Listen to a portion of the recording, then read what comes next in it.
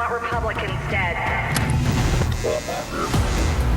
Where I could stand in the middle of Fifth Avenue and shoot somebody and I wouldn't lose any voters, okay? The women with the least likelihood of getting pregnant are the ones most worried about having abortions. On January 6th of 2021, you had tens of thousands of people peacefully protesting. So, it's not a right-wing conspiracy theory. It's not QAnon. It's real.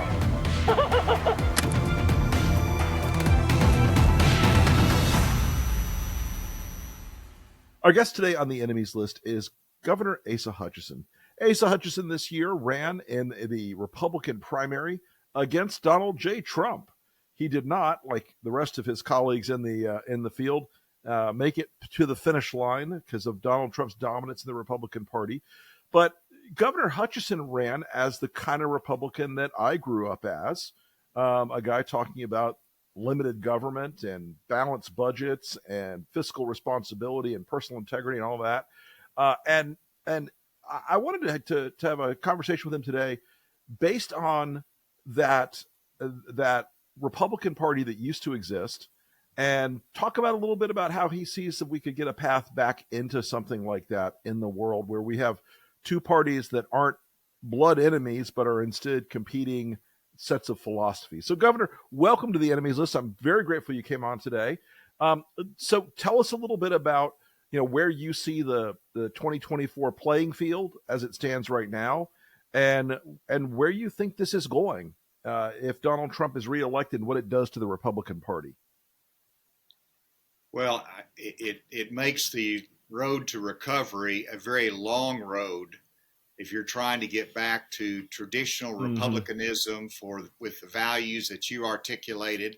And I would add to that where you are loyal to your allies and understand that America does have a role to play in this world. And that's a big difference with the direction that Donald Trump wants to take the party and has taken the party. Absolutely. And so how do you get back there? And to me, you have to go back to 1976. And that's when, of course, Ronald Reagan challenged Gerald Ford for the nomination. He took that battle to the convention floor. He lost, but it was for really the direction of the party, whether it was going to go to a more conservative direction, which was then limited government, making sure that we are strong in national defense, versus Gerald Ford that was taking the party a little bit different direction. Gerald Ford lost that race to Jimmy Carter, but because of that battle in 76 and 1980, it was a conversion of the party to represent the values that Ronald Reagan and the vast majority of traditional Republicans represented. And so you come to the convention this year, I think we ought to have a fight. It might be in a minority, but you need to stand up for non-Trump values. You need to stand up for a return to the values of leadership and character in our party. And it might cause us not to do well in November. That's all unpredictable, but we've got to have a fight if we're going to return the Republican Party to its roots and to a party that believes in solving problems for America, not just grievances, that believes in the Freedom Party and not just a Putin party, that believes in leadership and not isolationism. That's the fight that we're engaged in.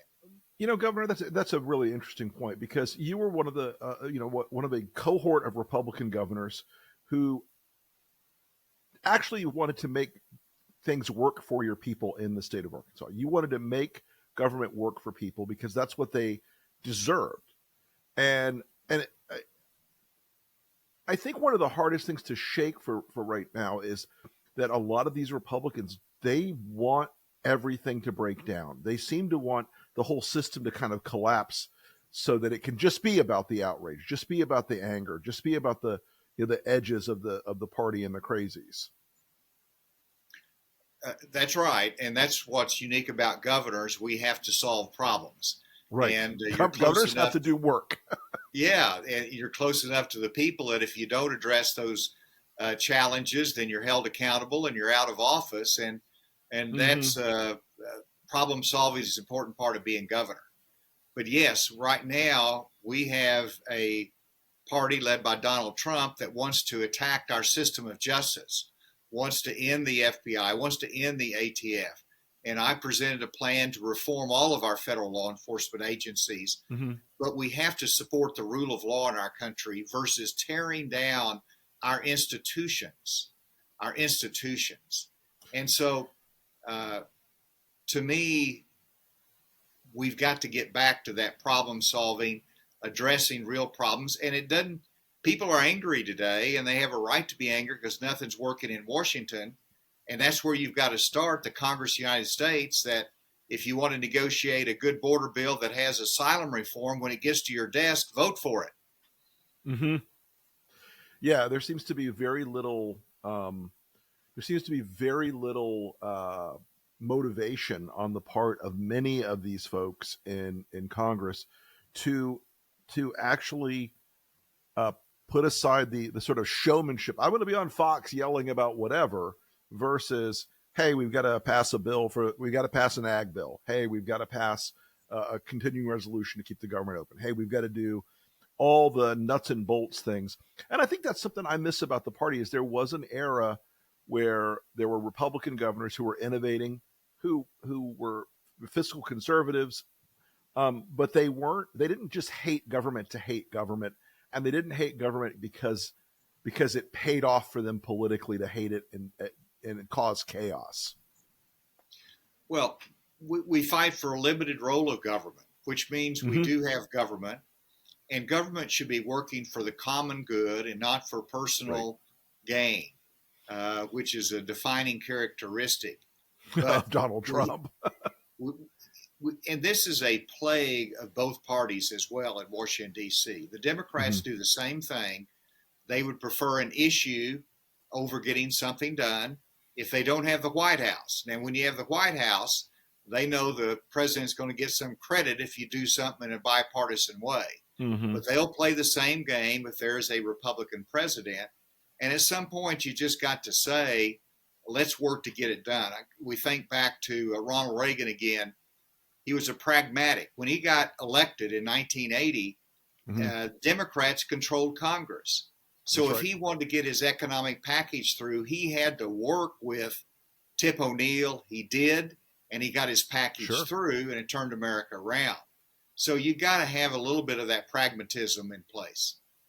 Yeah, I think that's another thing that when people are honest with themselves, I think they miss the moments where government was, where there were moments where both sides said, hey, you know what, we can't drag this over our finish line. You can't drag this over your finish line. Let's sit down.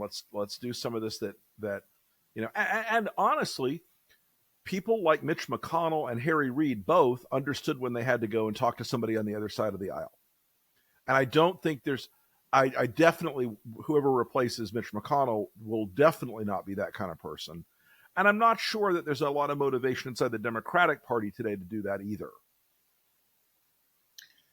That's right. And so the only option is for a leader to say, if we're going to push Congress to go the right direction, get something done, you've got to take that message to the people in a televised address and build public support. Congress will respond to public support. Ronald Reagan, again, did that. When he wanted to sell his economic package, he was on TV selling it to the American public. Now, the problem is, of course, Joe Biden doesn't have the ability to convey and communicate a powerful enough of message. But you have to have that. It all begins with leadership as to how you can try to work with Congress. And if they get bottlenecked, you've got to go straight to the American public. Border security is a perfect example of how our system has failed.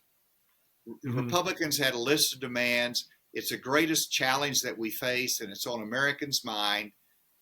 President Biden said, no, we're not going to do asylum reform. Well, they held their guns, and eventually President Biden said, okay, we'll put asylum reform in there because we knew we had to get something done. Mm-hmm. And then we want to make it a political weapon versus getting something done. And that goes back to Donald Trump sending the message to Congress. I'd rather have this as a political issue than to solve the problem. Right, right. So one of the things that you mentioned in passing in the beginning, and I think it's one of the greatest differences between the two eras of the Republican Party, is the GOP today. Folks like us who came through the Cold War era, I can't recognize a Republican Party that thinks that Vladimir Putin should be the guy who wins in Ukraine. That to me is one of the most painful and egregious and strange elements of this entire transformation. What do you think about that? And why do you think that's happening? I always ask people that question. Well, I can understand some of Donald Trump's hold on the party whenever he complains about the prosecutions, particularly the one out of New York, that it was politically motivated. There's actually some merit to that. And so I can understand how the base rallies around and says, this is not right. But whenever it comes to Putin, it baffles me that Tucker Carlson can go over there and embarrass himself and embarrass journalism, actually, and play in the hands of a dictator. But that impacts our base. And then Donald Trump can't even bring himself to say this is such a tragedy for Alexei Navalny and in his murder in prison. He can't even bring himself to acknowledge the martyrdom and the patriotism and the love for freedom and to praise that. Instead, he holds back. You think back whenever Donald Trump chose Putin's intelligence information over our own CIA. So I don't understand this at all. This is something that should be integral to who we are as a country. And it does reflect, I think, the fact that the electorate has been changing, and it's worrisome to me because it's the first time in history that it's not a global leader that has lost global power. It is actually a global leader voluntarily withdrawing from global power. And that is not the America that I want to see. You know, you've been in a lot of roles. You've played in federal office, you've played in state office, you've been in presidential administrations, and there was a consistent through line, to my mind, of particularly anything that was foreign policy facing or defense policy facing for 75 years since into World War II. That was, we're going to stand this country's military and intelligence and diplomatic and moral assets against Soviet communism and other forms of oppression in the world.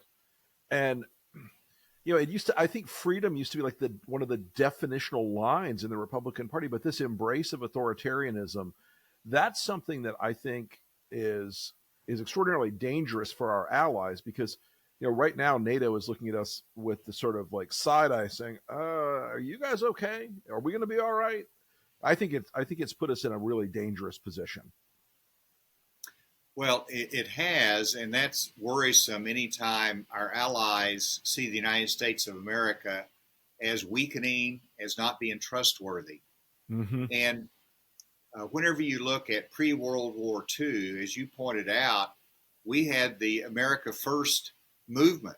Mm-hmm. And it was based, and literally the leaders of the American First movement were saying we should not be sending supplies to England, because no matter what we send there, they will not be able to withstand against the might of Nazi Germany, and they will fall. Well, obviously they were wrong, both morally and practically, and underestimated the courage of England and Winston Churchill. And today you have the same type of America First saying there's a close question here as to whether we should help Ukraine. America should always be on the side of the oppressed and not the oppressor, on the side of those that believe in freedom and not on the side of the dictator. And you can debate how much, but my goodness, which side you're on should not even be debatable.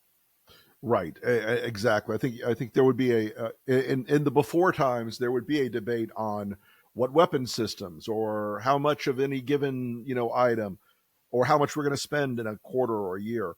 But now it's like the argument is save them or hand them to Vladimir Putin's Russia.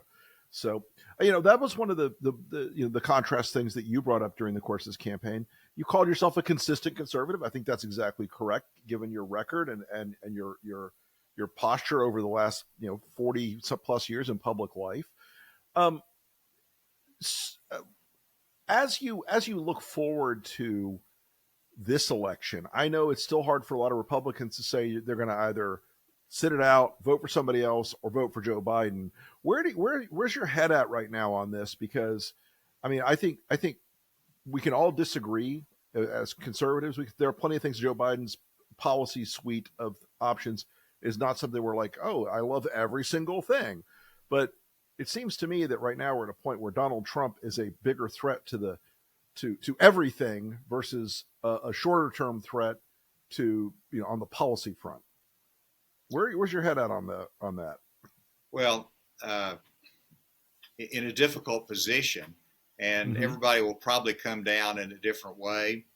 There's going to be some that say, I'd like to have anybody but Donald Trump, but he's going to be the nominee of the party. And so they're going to sign up and say, his economic policies will be better than Joe Biden. They're going to be that element. And then there's going to be some that, just shift and say, as you pointed out, Joe Biden could be the lesser of the two evils. And then there's a question as to whether there's going to be a third party alternative. To a large extent, that's, some people see that right now as throwing away the vote. I think it's too unpredictable at this time as to the impact of a third party play in this race. My head, I'm still hoping that somebody rational will come out of the convention and that something will play differently. But I cannot see myself signing up to support Donald Trump with the threat that I see he is, both to our party and to our country. I think that's right. I talk to a lot of ex-Republicans and current Republicans who are, and I think one thing that, and I'm glad your campaign did this. I'm glad that Nikki Haley's campaign is doing this right now. There was a long period between maybe 2016 and 2023 where a lot of Republicans were scared to even say boo about Donald Trump, scared to criticize him at all. But now we're seeing that between 25 and 40% of the electorate in the early states has been looking for an option against Donald Trump, been looking for something. I think, what do you think of that? It seems to me that the non-Trump vote was bigger than people calculated it, and bigger than I think the media has been willing to admit. I agree. The fact that Nikki got 40% in South Carolina, the fact that a significant percent in Michigan went against Donald Trump. We'll see how Super Tuesday, but I think what you'll see in Super Tuesday is that even across the South, Trump will win handily, but you're going to see a significant block of votes that's going to be looking for an alternative. And so that's a warning sign for Donald Trump. He's always had an urgency about wrapping this nomination up because the storm clouds are going to gather. There's a gathering storm, and it's court cases. It is discontent in the party. It is name calling. All of the above is just going to wear thin, and so his support is fragile. Now, he'll probably be able to pull it together because he controls the RNC.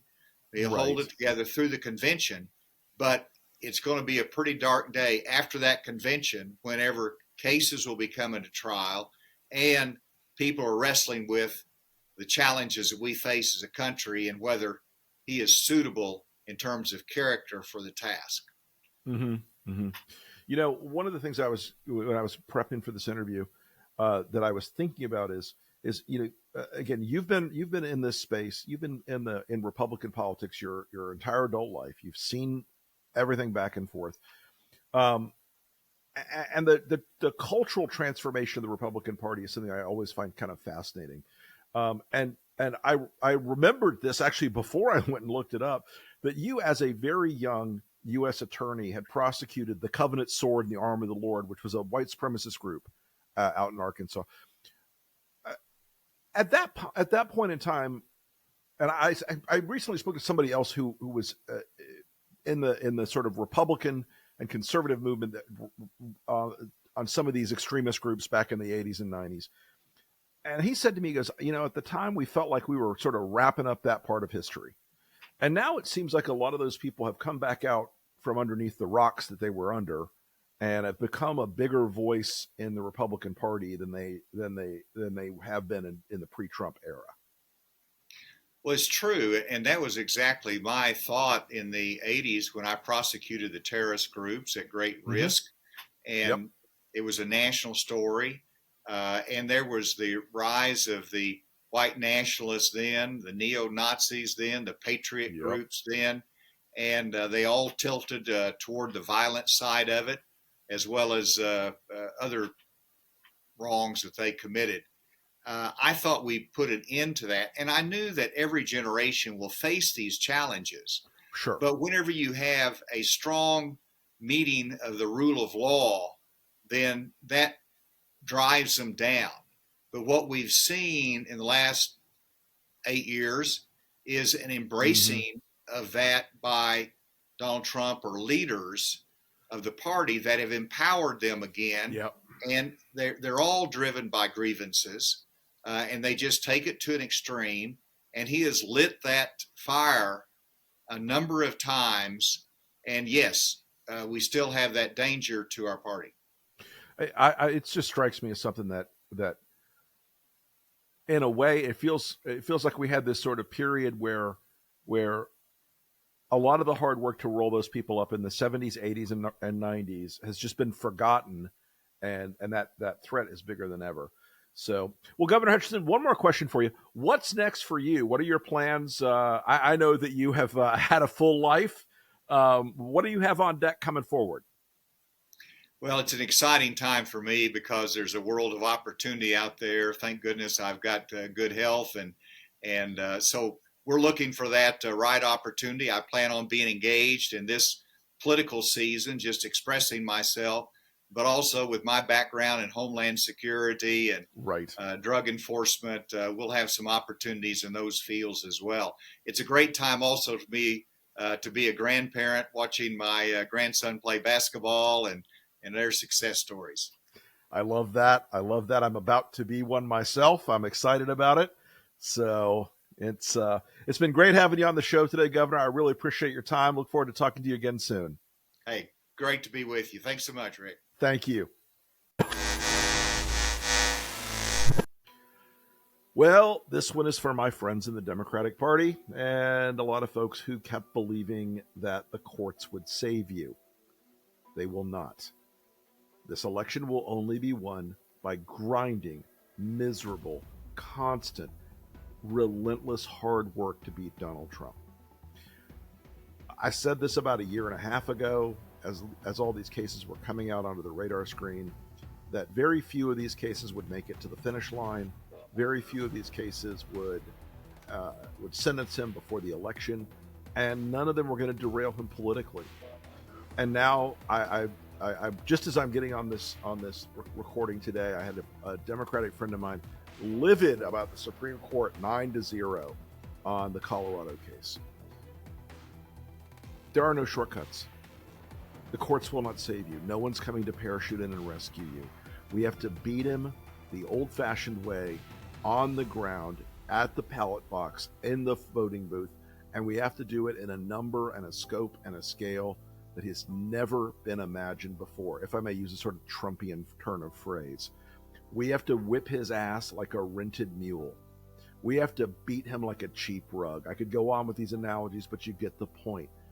Stop thinking that Jack Smith or Fannie Willis or Letitia James or anybody else it's going to kill off Donald Trump's political campaign and career. It's not. Get to work, get to work, get to work. And that way, we can keep him on and you off the enemies list.